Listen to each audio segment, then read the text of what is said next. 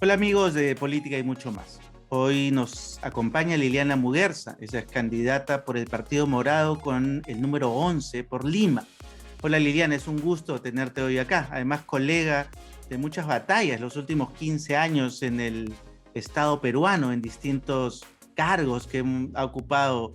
Ella es abogada de la Católica, está candidateando a doctora en Derecho Constitucional por la Universidad de Valladolid en España. Tiene estudios de políticas y buen gobierno en Viena y en Berlín.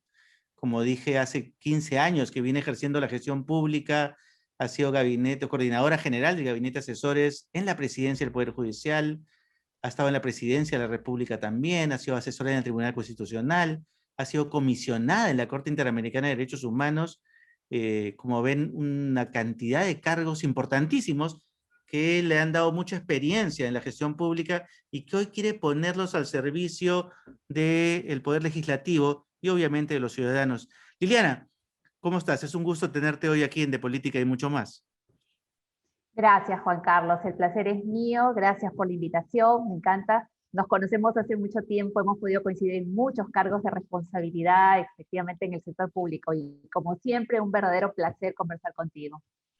Liliana, ¿por qué votar por el Partido Morado? Es verdad que ahora las encuestas o las cifras no las están ayudando mucho, pero sin embargo, yo lo que conozco de ti además es que la apuesta y la propuesta de ustedes es siempre una propuesta de renovación, de cambio, de hacer que las cosas sucedan, especialmente lo que conozco de ti. Pero ¿por qué votar por el Partido Morado y por qué votar por Liliana Muguerza? Gracias, Juan Carlos. Efectivamente, nosotros en el Partido Morado somos una propuesta política nueva, una política diferente. Estamos llevando adelante un plan de gobierno y una agenda legislativa con medidas de mediano a largo plazo y medidas urgentes para atender las crisis por las que estamos atravesando en el país, que son la crisis económica, la crisis sanitaria. Necesitamos medidas urgentes, rápidas, generación de empleo, vacunación, educación. Y bueno, aquí estamos a disposición de los ciudadanos, poniendo nuestra experiencia, nuestra formación profesional para poder contribuir. Creo que es un momento importante en que debemos participar los ciudadanos y estamos aquí, saliendo de nuestra zona de confort. Hay 4 propuestas interesantes que he visto entre las que vienes haciendo en la campaña. Una es esta de descentralizar el Congreso, un poco de llevar el Congreso hacia el ciudadano y no esperar que el ciudadano se acerque a él. Cuéntanos un poco de esto.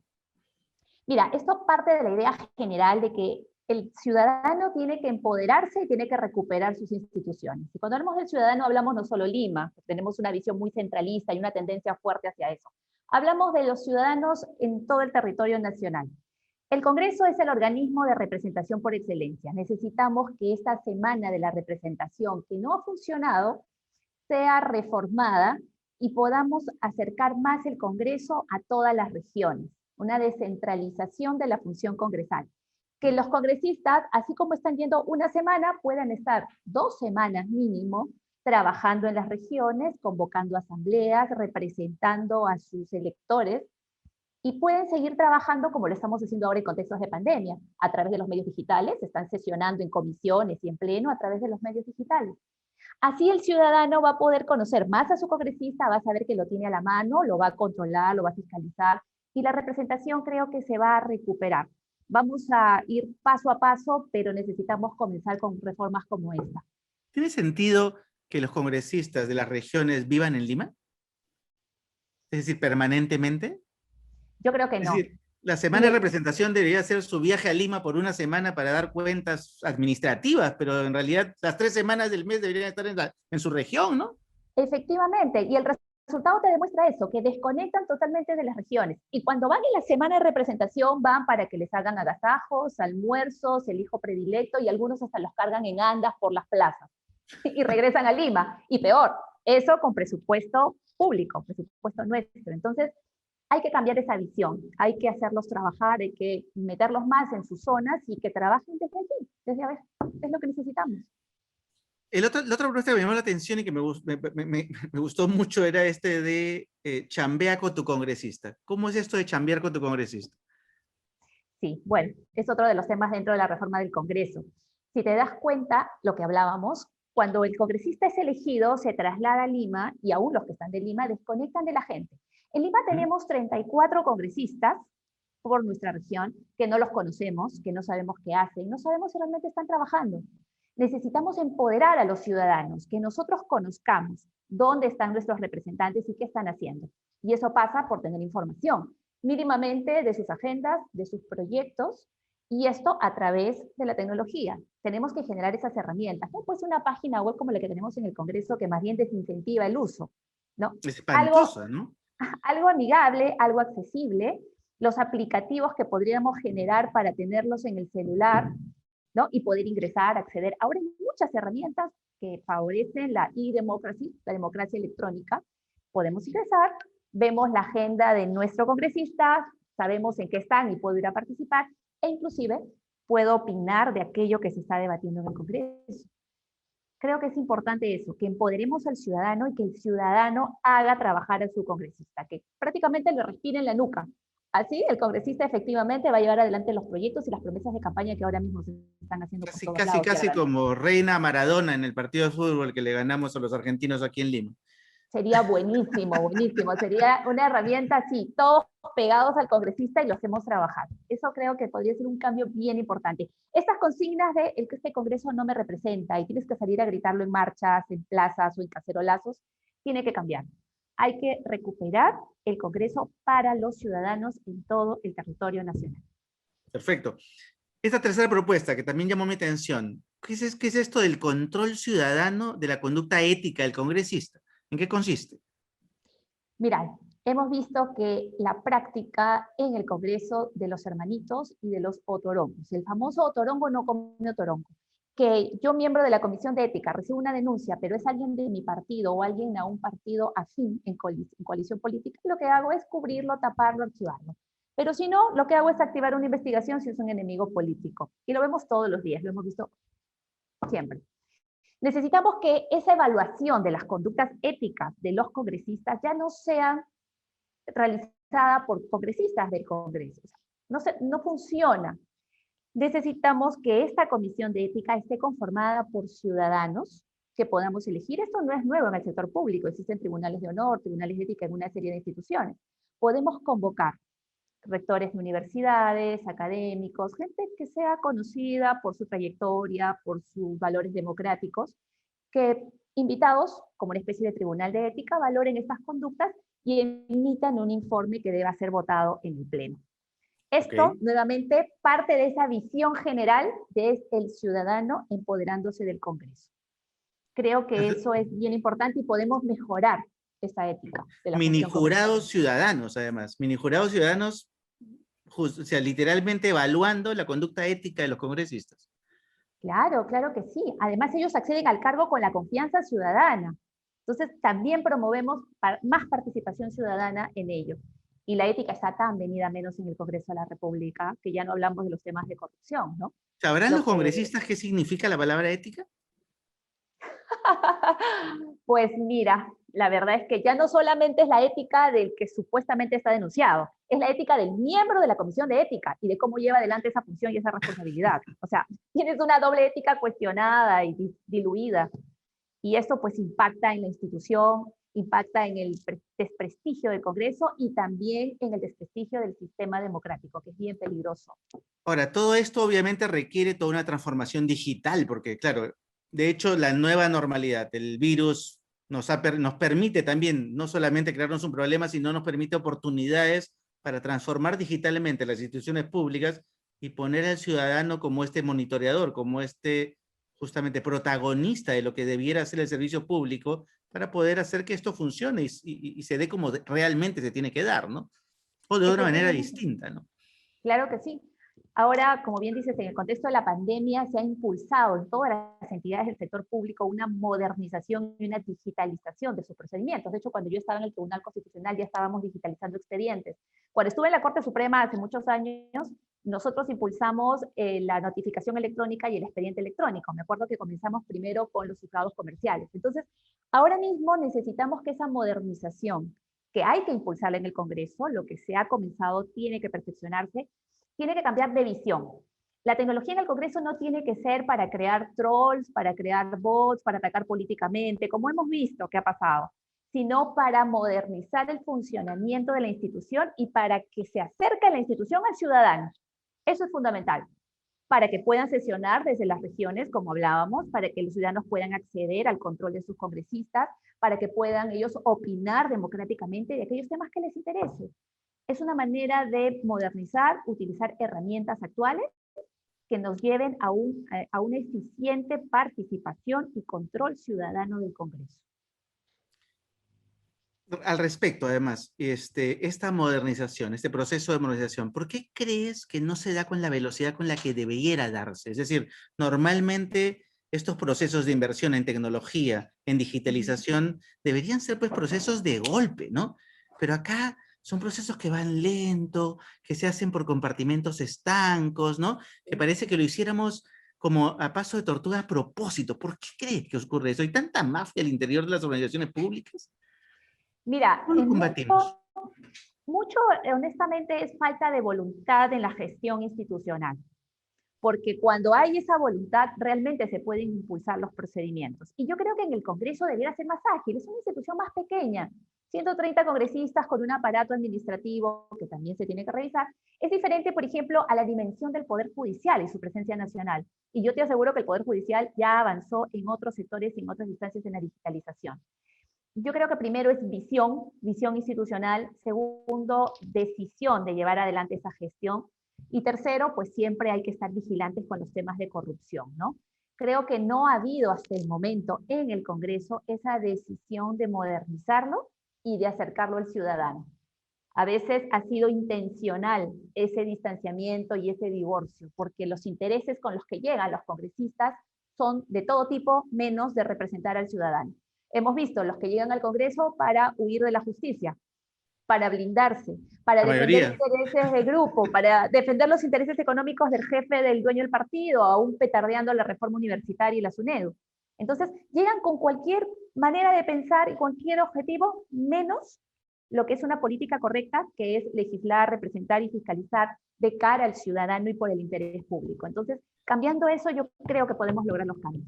Bien por ese cambio de chip. Y además proponías como un tema y una cuarta propuesta que también llamó mi atención, que en el tema de seguridad ciudadana, estas detenciones, cuando se combate la criminalidad, cuando se combate a la delincuencia, se detiene a estos infraganti, a estos delincuentes y de pronto en el camino se los suelta, porque no hay una sostenibilidad en este sistema de seguridad ciudadana, en este sistema de justicia, que haga que el sistema de justicia justamente condene o lleve justamente a buen recaudo, a una condena final a estos delincuentes justamente que siguen haciéndole daño a los ciudadanos. ¿Cómo cambiar esto? Precisamente, y yo creo que los ciudadanos están hartos de estas reincidencias, ¿no? Y también los policías, ¿no? Que arriesgan toda su vida permanentemente con estrategias para lograr estas detenciones y luego el fiscal o el juez lo suelta. Muchas veces esta cadena, este trinomio institucional de los que participan en las detenciones hasta iniciar los procesos penales, no funcionan adecuadamente, a veces por situaciones o circunstancias y a veces inclusive por corrupción, si lo pensamos bien. El policía, cuando detiene, no necesariamente los atestados o los informes están bien hechos. Entonces pasan deficientes al fiscal y del fiscal que hace dictámenes también deficientes al juez y el juez los suelta. Y luego cuando dices qué pasó aquí, el juez le echa la culpa al fiscal al policía y se diluyen las responsabilidades y la consecuencia es, como decías, el delincuente otra vez en la calle reincidiendo. ¿Qué podemos hacer aquí? Yo creo que dos cosas. Uno, transparentar la información, si cabe el término, hacer transparente todo este procedimiento, que esto no quede en papeleos en el escritorio. Y segundo, nuevamente hacer uso de las herramientas de la tecnología. Podemos generar una especie de formato electrónico con 3 columnas para la policía, para la fiscalía y para el juez, donde cada uno pueda participar dentro de sus responsabilidades. La policía, identificación del agresor o del imputado, los cargos, los hechos, las pruebas y quién es el policía responsable. Esto electrónicamente, con la inmediatez que permite, pasa al fiscal. El fiscal procede a la evaluación, al dictamen, la parte de la investigación que le corresponde y firma, y eso pasa al juez. De manera que si se vuelve a producir una salida cuestionada, una salida extraña, se pueda ir a este formato electrónico para revisar si hubo un correcto ejercicio de la función de cada uno de ellos y eventualmente determinar las responsabilidades. Creo que si esto es visible, transparente, ágil, inmediato, podríamos tener allí también un cambio importante con el tema de las reincidencias. Esto pasa por una coordinación con los tres sectores, con Interior, con el Poder Judicial, con el Ministerio Público, pero creo que se puede hacer, y más si es impulsado a través de normas. Genial. Finalmente, y una pregunta importante que creo que, si bien el Partido Morado como tal ha hablado no de un cambio de constitución, sino de ajustes necesarios, ¿cuáles son los ajustes necesarios que cree Liliana Muguerza que hay que hacer en la Constitución? Es decir, ¿hay que hacer cambios en la Constitución o cree que el modelo funciona como está? Yo creo que es evidente para todos que no funciona. Lamentablemente nuestra Constitución, que actualmente no es la misma, no es el mismo texto que se aprobó en 1993. Hemos tenido 24 reformas formales, además de algunas interpretaciones que ha hecho el Tribunal Constitucional. Pero sí se requiere ajustes. Hemos tenido recientemente una crisis política en noviembre pasado por la interpretación que se hizo de una causal de vacancia presidencial, que es la incapacidad moral. Lamentablemente, el Tribunal Constitucional no emitió una sentencia de fondo dándole contenido, y esto sigue abierto, sigue siendo un peligro y puede generar esa inestabilidad. Comenzando por la necesidad de esta reforma política inmediata, urgente, existe una evaluación integral. Estamos a puertas de un bicentenario y es un buen momento para hacer un balance de la república que queremos. Podemos revisar, entre otras cosas, por ejemplo, los controles entre instituciones, los controles interorgánicos, ¿no? El voto de confianza que tiene que llevarse adelante antes que un gabinete empiece a ejercer funciones. Si ya el primer ministro y los ministros han sido nombrados por el presidente, ¿para qué tienen que ir a la venia del Congreso para poder empezar a trabajar? Si ya el Congreso tiene interpelación y censura para poder hacer control, por ejemplo. La posibilidad de la disolución del Congreso no se da en el último año. Entonces, de repente, en el último año, para equilibrar los poderes, podríamos considerar que no se lleven adelante censuras de gabinetes ministeriales y generamos mayor estabilidad, sobre todo en el último año que se va a convocar elecciones, ¿no? Correcto. Por ejemplo, la composición de instituciones autónomas, como el Tribunal Constitucional, si debiera ser de 7 a 9 miembros para tener una sala adicional que promueva la descarga procesal. Podríamos evaluar la representación en el Jurado Nacional de Elecciones, la representación en la Junta Nacional de Justicia. Y por supuesto también ajustes en el régimen económico, que es el espacio más sensible que ha generado mucho debate más en el contexto de la campaña. En ese tema, nosotros consideramos que debe fortalecerse el rol regulador del Estado para proteger las fallas del mercado. Nosotros somos respetuosos de las libertades económicas, consideramos que efectivamente el libre mercado funciona, pero debemos ser vigilantes de aquellas situaciones que distorsionan, ¿no? El caso de los monopolios, los monopsonios, y el Indecopi debiera tener un rol un poco más agresivo en ello, no sentarse a esperar las denuncias, sino entrar a hacer una fiscalización mayor. ¿El rol subsidiario del Estado quedó insuficiente? ¿Crees que es necesario que el Estado empiece a intervenir otra vez?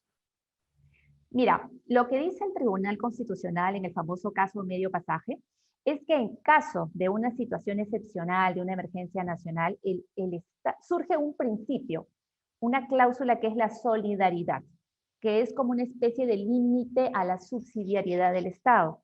De manera que en esa situación general de caos, donde tiene que privilegiarse los derechos fundamentales ciudadanos y el interés, como ahora mismo la pandemia, el tribunal ya ha dicho que el Estado puede entrar a intervenir. Es lo que nosotros le llamamos una cláusula de solidaridad que inclusive debería estar en la Constitución. ¿Es excepcional? Sí, pero es posible, porque hay una prioridad, los derechos y el interés general en una situación de emergencia. Además de esto, el rol regulador, que hay que fortalecerlo a través de los organismos reguladores, a través del rol de Indecopi, que también hay que potenciarlo, la cláusula de sostenibilidad ambiental, que nuestra Constitución del 93 solo habla de la Amazonía, hay que extenderlo a todo el territorio nacional y a nuestros recursos en todos los extremos del país, ¿no? Entonces son ajustes que creo que podemos mejorar, llevados adelante en un debate nacional, responsable, ordenado, con una representación y participación ciudadana suficiente. No creemos que esto sea un tema ahora mismo de campaña o que tengamos que tener una segunda urna el 11 de abril, no. Los ciudadanos necesitan información para participar, para deliberar, y esto es un horizonte de mínimo unos 2 años de trabajo. De acuerdo. Liliana, gracias por acompañarnos en De Política y mucho más, y espero que la próxima entrevista sea ya como congresista y con estas propuestas tratando de hacerse realidad. Mucha suerte este 11 de abril. Muchas gracias. Si quieren marcar por Liliana, es el 11. El 11 pueden marcar el 11. Sí, buenísimo. Cualquier información, igual estamos en las redes sociales, Instagram, Facebook, Twitter, para que conozcan más mi perfil, mi experiencia y sobre todo las propuestas. Un placer, como siempre, estar, Juan Carlos, contigo. Muchas gracias. Por acompañarnos. Bien, amigos, gracias por acompañarnos y esperamos encontrarnos un nuevo episodio de Política y mucho más, siempre con un invitado tan interesante como hoy, Liliana Muguerza. Nos vemos.